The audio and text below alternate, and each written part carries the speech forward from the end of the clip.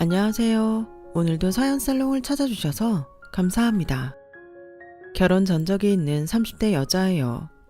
남편이랑은 오빠 동생으로 친하게 지내다가 연애하게 되었어요. 둘이 태어난 해는 똑같은데 남편이 빠른 생일이에요. 오빠이자 친구인 사람. 저는 남편하고 연애하는 동안 꽤 즐거웠었던 것 같네요. 하지만 결혼 생각까진 없었어요. 시기상조이기도 했거니와 저는 아빠라는 인간 때문에 개고생 해본 전적이 있거든요. 결혼에 대한 불신을 품고 있었어요. 그런데 연애 1주년 기념일 데이트 때부터 남편의 태도가 왠지 심상치 않게 변한 것 같더니 저한테 자꾸 결혼 얘기를 꺼내기 시작하더라고요. 하도 결혼 얘기를 자주 듣게 되다 보니까 저도 머릿속에서 슬슬 이렇게 나를 좋아하는 사람을 내가 또 만날 수 있을까? 그냥 결혼하는 게 낫지 않을까? 이런 생각이 들게 되더군요. 특히나 남편은 자기가 결혼한다 그러면 집에서 지원을 다 해주기로 약속을 이미 받아놨었다면서 저한테 걱정 하나 안 해도 된다고 했어요. 나 결혼하면 우리 집에서 신혼집 해주겠다고 했었어. 너는 돈 때문에 걱정하고 망설이지 않아도 돼. 미나야, 나만 믿고 나한테 시집 와라. 그래서 제가 그 말을 믿고 청혼을 받아들였죠. 시부모님께서는 이를 바득바득 갈면서 정말 어쩔 수 없이 저를 허락해 주셨어요. 남편한테는 여동생이 있었는데요. 바로 이 신우이가 딱 이때 남자친구를 새로 사귄 참이었는데 그 남자가 엄청 부잣집 자식이라고 그랬거든요. 이게 희한하게도 영향을 끼쳤던 거예요. 그래, 하나를 얻으면 하나를 잃는 법이라고. 어쩔 수 없네. 며느리는 갖다 버리고 사위를 제대로 맞이하는 수밖에. 시어머니는 저 들으랍시고 그렇게 말씀하시는 것에 제가 어안이 벙벙했어요. 갖다 버린 며느리라뇨. 진짜 뭐라고 대꾸해야 할지조차 그 순간에는 생각이 안 나더라고요. 시어머니께서 저한테 이것저것 물어보셨어요. 저는 적당히 진실로 답해드렸죠.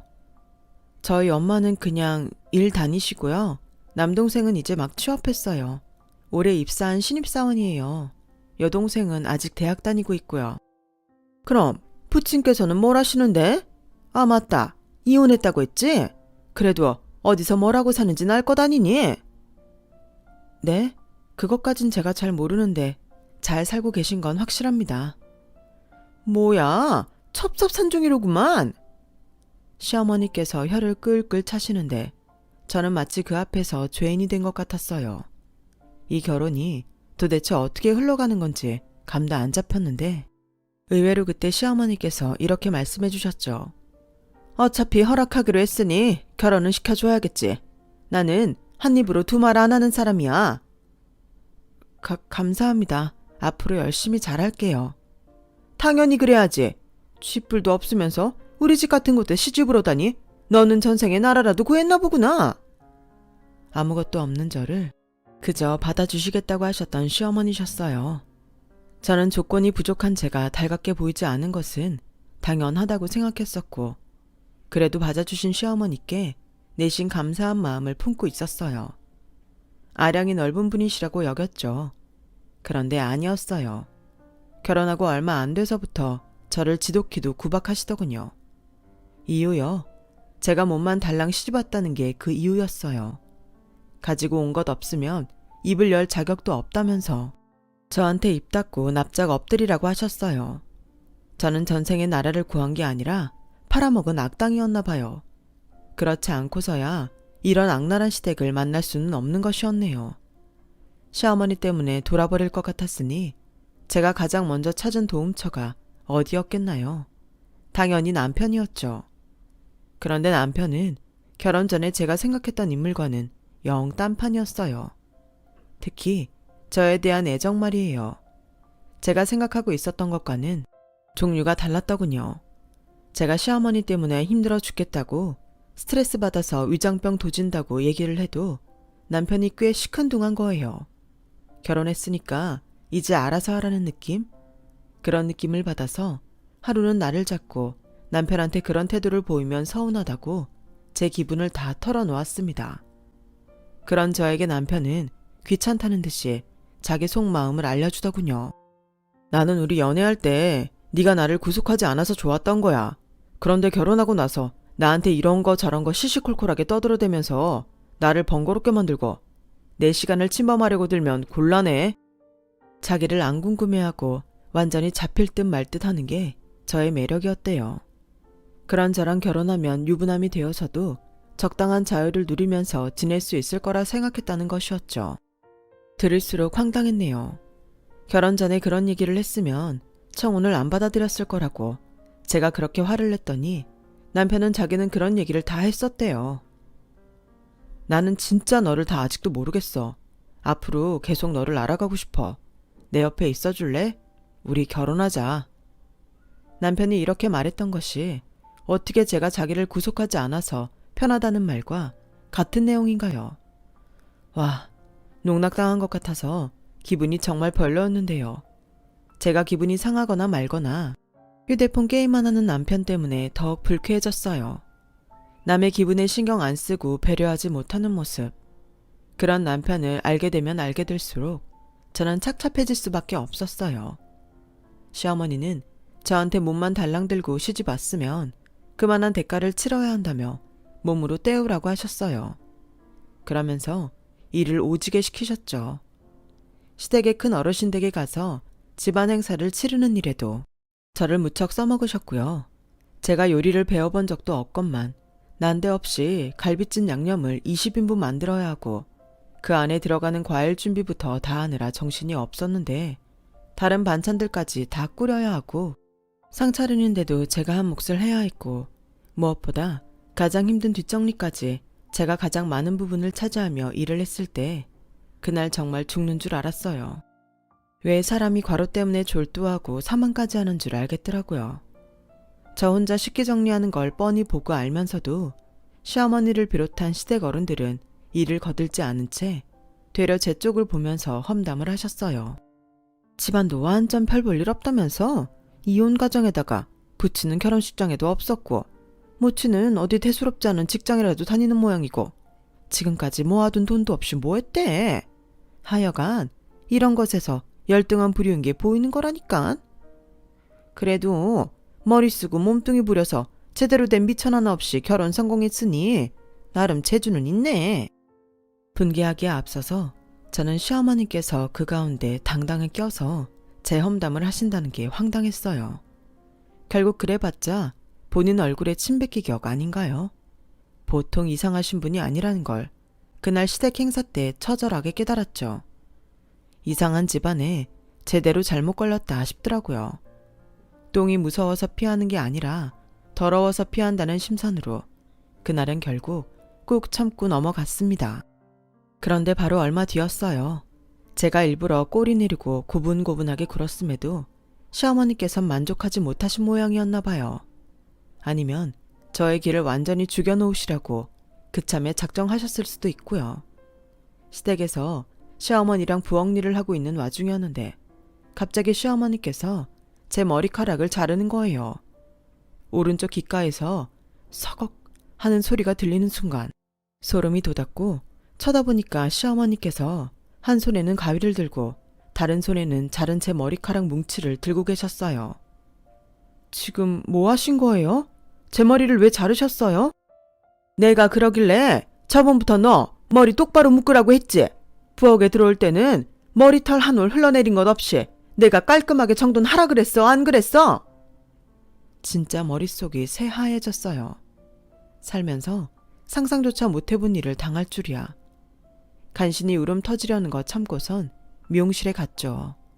그런데 미용실 자리에 앉자마자 눈물이 줄줄 흘렀어요. 모든 여자들이 그렇지는 않겠지만 저는 진짜 여자한테 머리카락은 중요하다고 생각하는 사람이라서요. 제가 고이 기른 머리를 이딴 식으로 잘렸다는 게 믿어지지 않았어요. 그 와중에 시어머니께서 딴 말을 꺼내시며 카톡을 보내셨길래 제가 그거 보자마자 전화를 걸었습니다. 어떻게 그러실 수가 있으세요? 어머님 때문에 저 지금 머리 엄청 짧아진 거 아세요? 그래서 뭐 가발이라도 맞춰주리? 머리야 금방 자라는 것인데 왜 유난 떨고 난리니? 이게 어떻게 유난이에요? 어머님은 이런 일이 아무렇지도 않다는 말씀이세요? 그러길래 째깍째깍 내 말대로 머리 잘 간수했으면 이런 일도 없었잖아. 근데 너 목소리가 설마 울었니? 으이그, 제발 나약하고 구질구질하게 굴지 말라니까. 너는 어쩜 네 수준대로 생각하고 행동을 해? 하여간에 너는 애가 기품이라고는 하나도 없어. 말이 안 통해도 그렇게 안 통할 수가 없었죠. 새삼 시어머니는 일반적인 사고로 상대할 수 있는 존재가 아닌만 재차 깨달았어요. 근데 하필 이때 불난집에 기름 한 통이 잘잘 끼얹어졌어요. 바로 저희 엄마가 어떤 일을 다니시는지 시어머니께서 알게 되신 것이었죠. 제 친정 엄마는 콩나물 공장 일을 하셨어요. 구체적으로 무슨 일 한다고 밝히면 약점 잡히는 게 될까봐 일부러 두루뭉술하게 답변만 했었거든요. 그런데 기어이 밝혀지고 만 거였죠. 뭐? 콩나물 공장? 내가 키도 안 차서 웃음도 안 나오네. 거기가 대체 뭐 하는 데라니? 콩나물 대가리 닦는 곳이니? 대단한 집구석이올시다. 아니나 다를까 시어머니는 무척 화를 내시면서도 한편으로는 건수 잡았다며 신나하는 이중적인 기색을 보이셨어요. 저는 좌불안석이었고 주둥이 단속 못한 남편이 원망스러웠어요. 그 후로 시어머니는 저를 더욱 쉽게 막 대하셨던 것 같아요. 확실히 차이가 있더라고요. 환경이 사람을 만든다고 하던가요? 정말 그렇더군요. 시어머니께서 저를 향해 대놓고 이죽거리시며 막말을 툭툭 뱉으셔도 이제 어느새 익숙해져서 한 귀로 듣고 한 귀로 흘리는 경지에 슬슬 오를 때였습니다. 도저히 제가 흘려 넘길 수 없는 발언을 시어머니께서 하셨어요. 애비 없이 자라서 그런지 반쪽짜리는 확실히 티가 나. 그런 건 숨겨지지가 않는 법이거든. 드라마를 보시면서 혼잣말로 감상을 뱉으신 것이었으나 그건 분명 저를 겨냥한 발언이었어요. 과일 깎은 걸 내가던 제가 멈칫했죠. 곱씹을수록 화가 나서 과일상 내팽개치고 시어머니랑 싸우고 말았습니다. 어떻게 그런 말씀을 하실 수 있느냐고 제가 따졌는데 시어머니께서는 아주 태연하게 저를 상대하셨어요. 내가 나쁜 의도까지는 없었는데 네가 그렇게 받아들이니까 나로선 억울하네. 억울하시다고요? 어머님, 그게 어떻게 나쁜 의도 없이 하실 수 있는 말인가요? 너는 내 부친에 대해 좋은 기억이 없잖아. 나는 네 부친이 잘못했다고, 자식들한테 참 못난 애비였다고 그런 생각을 가지고 그런 거야. 결국 원죄는 자식이 아니라 부모한테 있다. 이 말이지 나는. 이건 뭐 꿈보다 해몽도 아니고 시어머니는 뻔뻔스레 제 말을 받아친 것도 모자라서 그 상황에 저를 타이르셨어요. 너는 앞뒤 안 재고 꼭 이렇게 경거망동하면서 감정적으로 행동하는 버릇이 있더라. 좀 차분해질 필요가 있어. 어찌 보면 이게 바로 시어머니 특유의 화법이기도 했어요. 꼭 마지막에는 탓을 저한테 돌리셨고 제가 앞으로 고쳐야 할 방향으로 상황을 마무리하셨죠. 원인 제공은 시어머니 쪽에서 늘 했는데도 끝은 저로 매듭지어지니까 당시에는 결국 내가 처신을 못해서 그런 거구나. 이렇게 생각이 되기도 했었어요. 제가 환경 속에서 제대로 세뇌당했었나 봐요. 제가 그러고 있는 와중에 남편은 딴 길로 내내 새고 있었죠. 남편은 뭐 하나에 빠지면 그거에 몰두하는 성격이었답니다. 게임 한 가지를 해도 무조건 돈으로 아이템 질러가면서 했어요. 그런 인간이 갑자기 축구에 맛을 들였어요. 운동복부터 축구화까지 세트로 전부 구매했고요. 평일에 퇴근해서는 소파에 들어 누워서 축구 영상만 내도록 봤어요. 거기까진 제가 속으로 이를 갈면서도 참아줬는데요. 어느 날 새벽 4시에 남편 휴대폰에서 알람이 시끄럽게 울리더군요. 당연히 저도 깼죠. 이 시간에 알람은 왜 맞췄어? 왜 일어나는 거야? 지금 축구 봐야 돼. 나 거실 나가서 TV 볼 테니까 너는 계속 자. 먼 새벽에 축구인가 싶었는데 유럽에서 뛰는 손흥민 선수 경기가 그때 하더라고요. 그런데 한두 번이 아니라 자꾸만 새벽에 알람을 시끄럽게 맞춰놓고 일어나서는 거실에서도 시끄럽게 축구를 틀어놓으니까 죽을 맛이더라고요.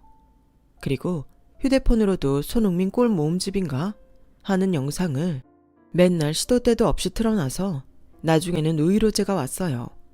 보는 거 좋다 이거예요. 축구 좋아하라 이겁니다. 근데 왜 피해를 주냐 이거죠. 제발 이어폰 좀 끼고 시청하면 안 돼? TV 볼 때도 볼륨을 꼭 그렇게 안 크게 해도 되잖아. 알람은 진동으로 맞춰도 깰 수 있는 거잖아.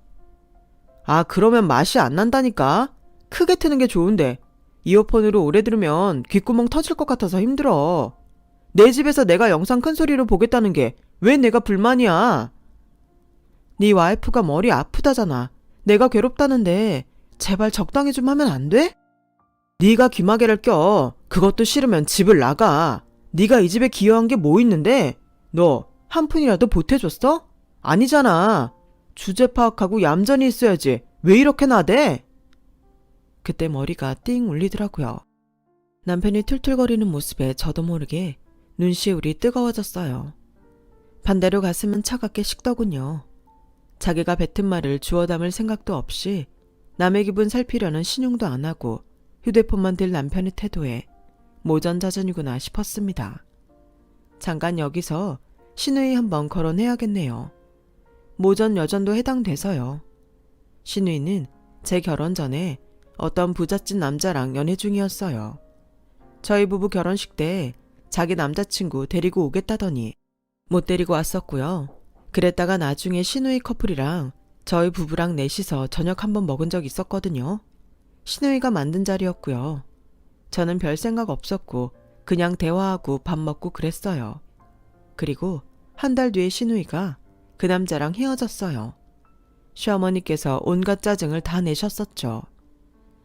에라 이거사, 불꽃 튀는 사랑이라더니 금방 결혼할 것 같다더니 헤어졌냐고. 그런데 그때 너무 어이가 없게도 신우이가 갑자기 저를 지목하면서 제 탓을 한 거예요.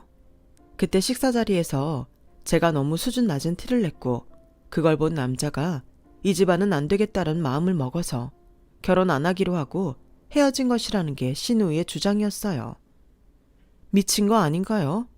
제가 황당해서 그냥 헛웃음만 짓고 있는데 시어머니께서는 무척 심각하게 저를 쳐다보셨어요. 너, 네 엄마 콩나물 공장 다닌다고 그런 얘기 꺼냈니? 네? 어머님, 난데없이 무슨 말씀을. 너 그 자리에서 네 엄마 콩나물 대가리나 따는 하찮은 사람이라고 그거 밝혔냐 이 말이야. 살면서 그런 모멸감은 처음 느껴봤어요. 바로 그 순간에 저는 신우이의 웃음 꾹 참는 얼굴도 봐버리고 말았고요. 너무 얄미워서 미쳐버리는 줄 알았어요. 거기서 가만히 있을 수가 없었네요. 왜 말씀을 그렇게 하시냐고 제가 득달같이 시어머니께 따져 물었어요. 근데 시어머님께서는 되려 더 강하게 나오시더군요. 네 엄마 동생 죄다 콩나물 공장 다니는 거 맞잖아. 가방끈 짧고 못 베어먹고 실패한 인생들 살아가는 씨가 그득그득한 집안. 그게 니네 집안 맞잖아. 실패한 인생들? 어머님, 지금 말씀이 너무 지나치시네요. 어머님이 뭔데 그런 식으로 말씀을 하세요? 지나친 건 너네 집안이고 네 엄마는 고졸도 아니라 중졸이잖니. 너는 전문대 나와서 설치고 네 남동생도 똑같이 전문대 나왔잖아. 전부 다 최소 4년제 나온 우리 집안과는 격부터 다르지. 하여간에 가방끈도 짧고 돈도 없고 인생 말아먹은 것들이 꼭 이렇게 주제 파악 못하고 말만 더럽게 많고 자존심만 세더라. 이러니까 인생 실패자들이 개돼지로 불리는 거야. 제가 시어머니의 폭탄 발언에 눈이 돌아가 버렸고 신우이가 자기 엄마 말리는 신용만 대충 하면서 응, 언니가 이해해요. 이지랄 떨길래 머리끄댕이 잡아버렸어요. 시어머니께서 감히 누구 딸의 머리를 잡아 뜯냐면서 난리를 치셨죠.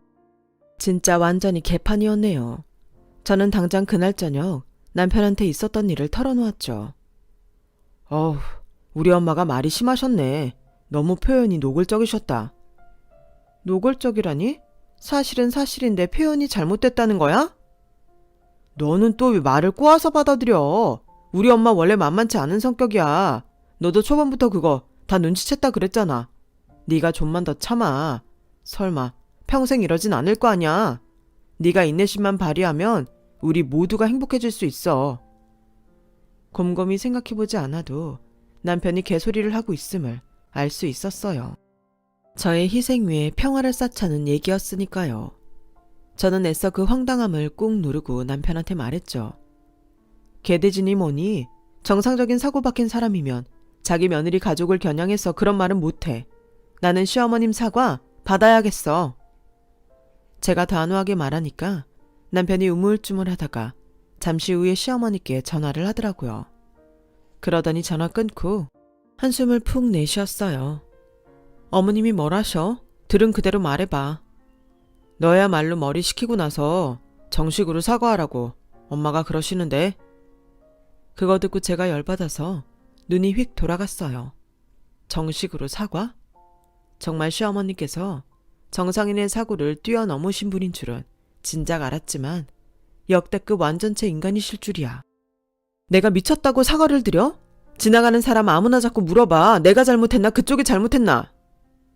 야, 그쪽이라니 말 조심해.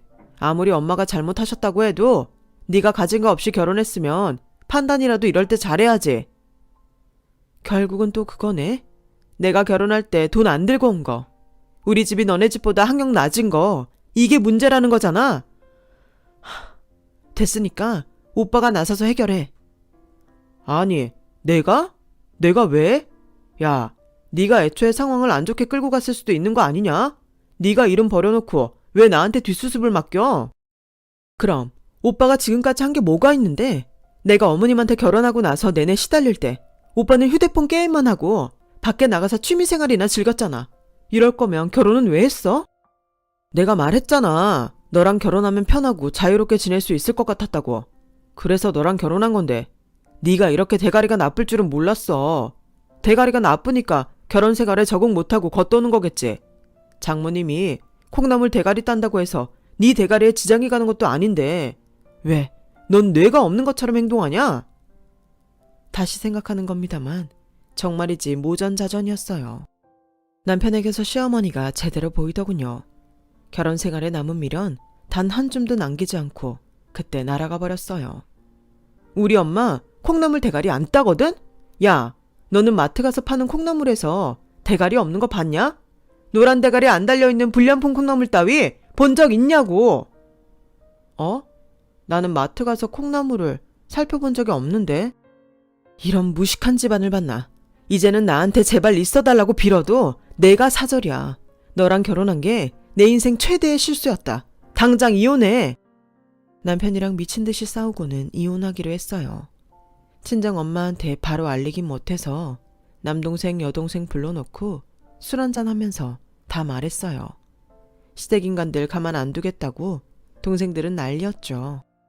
여동생이 저 대신해서 엄마한테 잘 말해주겠다고 했어요. 이튿날 엄마한테서 연락이 왔는데요. 우리 딸 밥은 먹었어? 이렇게 저한테 물으시고는 바로 우셨습니다. 저도 숨죽여서 울었네요. 너무 죄송해서요. 집으로 와. 엄마가 맛있는 밥 해줄게. 우리 딸이 좋아하는 조기구이랑 생태찌개 해줄게. 나 엄마 밥 먹고 싶어. 그래서 미안해. 아직도 엄마 밥 먹고 싶어 하는 딸이라서. 아직도 철이 없고 내 앞가림 똑바로 못해서 미안해. 다시는 엄마를 슬프게 만드는 딸이 되지 않기로 그때 굳은 결심을 마쳤어요. 이혼은 금방 진행되었고요. 갈라서고 나니까 대체 왜 일찍 결혼했었는지 과거의 제가 이해가 안 되더라고요. 뭐에 홀렸었나 봐요. 전 남편은 저랑 갈라서고 2년 지났을 때 결혼한다는 얘기가 얼핏 들려왔었는데 보니까 파혼당했더군요. 혹시 상대가 시댁의 개진상을 알게 돼서 도망간 걸까 싶었어요. 그리고 전 시누이는 부잣집 남자를 놓친 후유증으로 일탈이라도 했던 건지 갑작스레 혼전 임신으로 결혼했어요. 시기를 보니까 저 이혼하고 얼마 안 돼서 임신했던 모양이더라고요. 이상한 놈한테 발목 잡혀 산다는 얘기에 솔직히 조금은 쌤통이란 생각이 들었답니다. 제 이혼을 기점 삼아서 저희 가족들이 전부 똘똘 뭉쳐서 성공을 도모했는데요. 여기에는 특별한 운도 따랐어요. 제가 이혼하고 얼마 안 돼서 아빠의 병환 소식을 듣게 됐어요. 간 쪽이 나빠서 병원에 계시다는 말만 듣고 동생들이랑 가보았는데 알고 보니 시한부 판정을 받으셨더라고요. 기분이 이상했어요. 어렸을 때 그토록 증오했던 아빠였는데 죽음 앞에서 초라해진 모습을 보니까 가슴이 찡하더군요. 그래서 마지막까지 곁을 지켜드렸어요. 그리고 바로 놀라운 일이 벌어졌어요.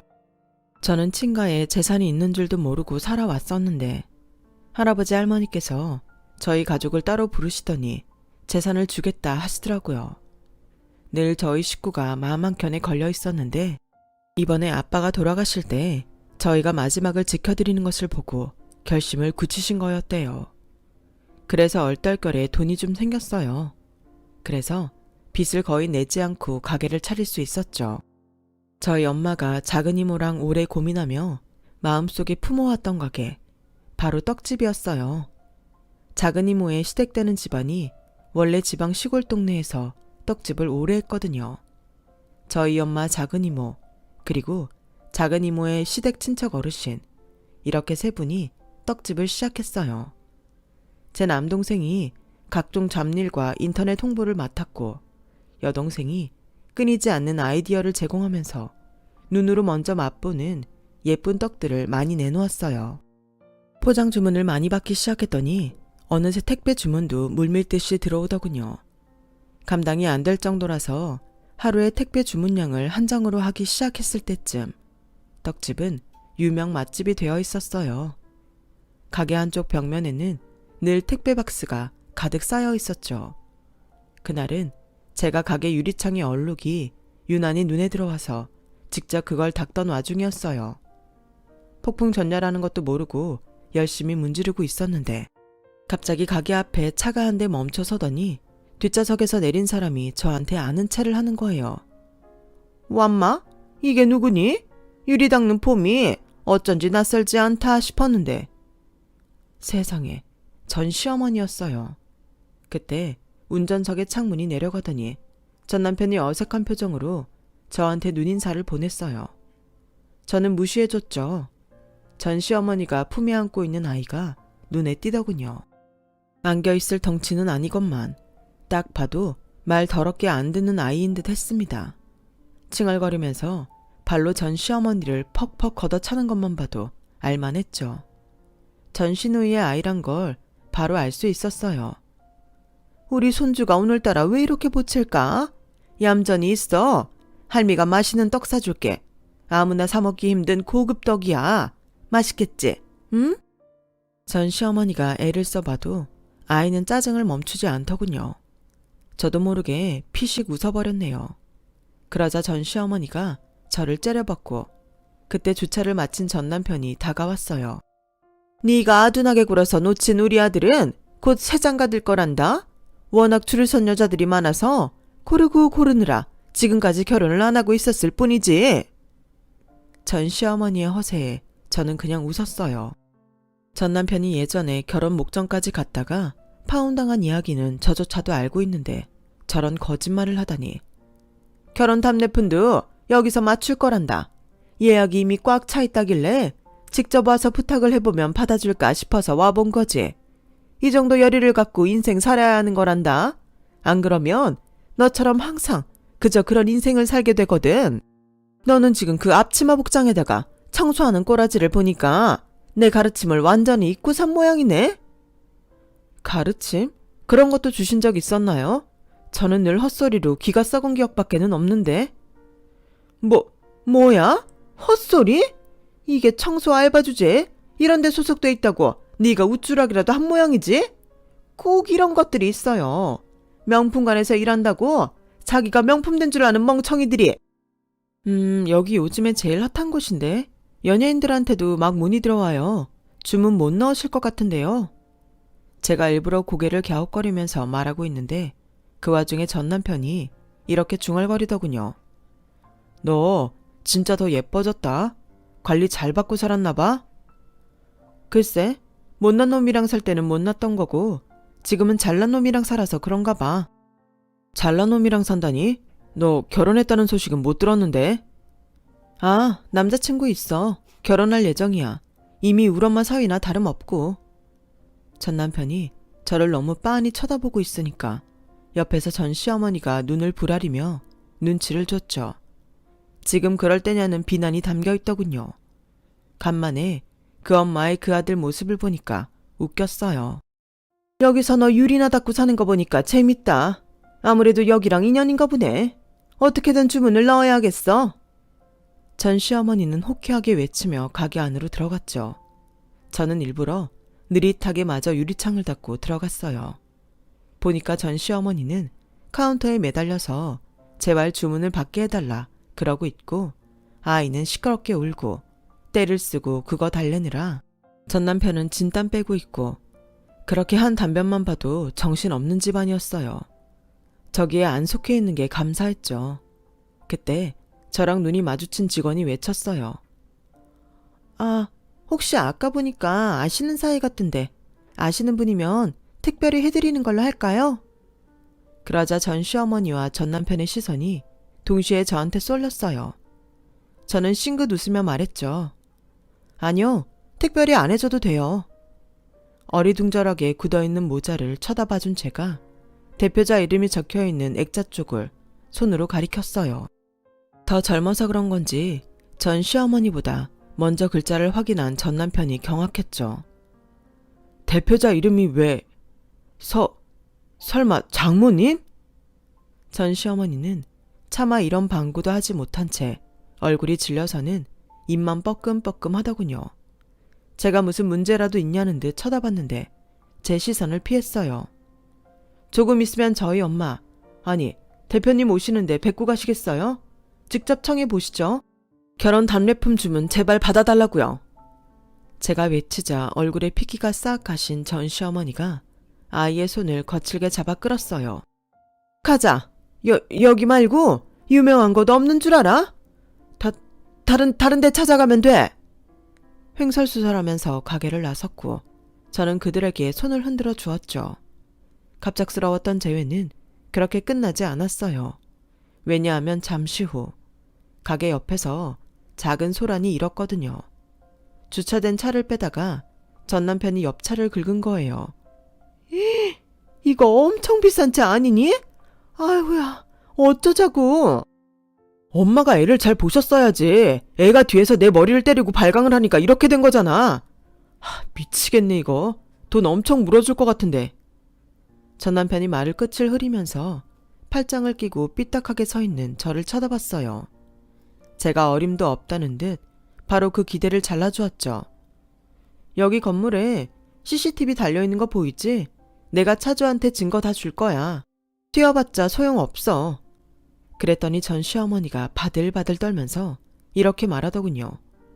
내가 눈물에 환장쇼를 해서라도 차주한테 노블리스 오블리주 해달라고 하면 돼. 전 시어머니는 피해 차량에 적혀있는 전화번호를 보면서 바로 전화를 걸었어요. 그 옆에서 전 남편은 울 엄마만 믿어. 이 꼴값을 떨고 있었고요. 그때 휴대폰 벨소리가 울렸죠. 바로 제 앞치마 주머니에서요. 놀란 시선이 저에게로 쏠린 걸 만끽하면서 저는 전화를 받았습니다. 여보세요? 노블리스 오블리주 할 생각 없는 마세라티 차주입니다만 누구시죠? 저의 음성과 함께 스르륵 전 시어머니가 힘없이 주저앉았어요. 전 남편은 멍하게 너 휴대폰 2대였니? 같은 헛소리나 하고 있었고요. 한결같은 등신이 한때는 제 남편이었다니 부끄러웠네요. 수리비 제대로 청구할게요. 아 설마 못 베어먹은 개돼지 집안 상대로 돈을 깎아달라거나 돈을 안 주는 그런 품격 없는 행동은 안 하시겠죠? 엘리트 집안이시잖아요. 제가 푸하하 웃으면서 말하자 전 시어머니는 고개를 떨구었는데 귀가 빨개져 있었어요. 흔들리는 눈빛으로 저를 바라봤던 전 남편의 눈빛. 그게 어쩌면 가장 통쾌했네요. 그 후로 얼마 지내서 지인에게 들었는데 전 남편이 제 남자친구가 누구냐고 엄청 캐물으면서 알아내고 다녔대요. 제 남자친구가 저보다 연하에다 집안 좋고 유럽 살다가 들어온 사람이라는 얘기까지 듣고선 더 안 물어봤다고 하더군요.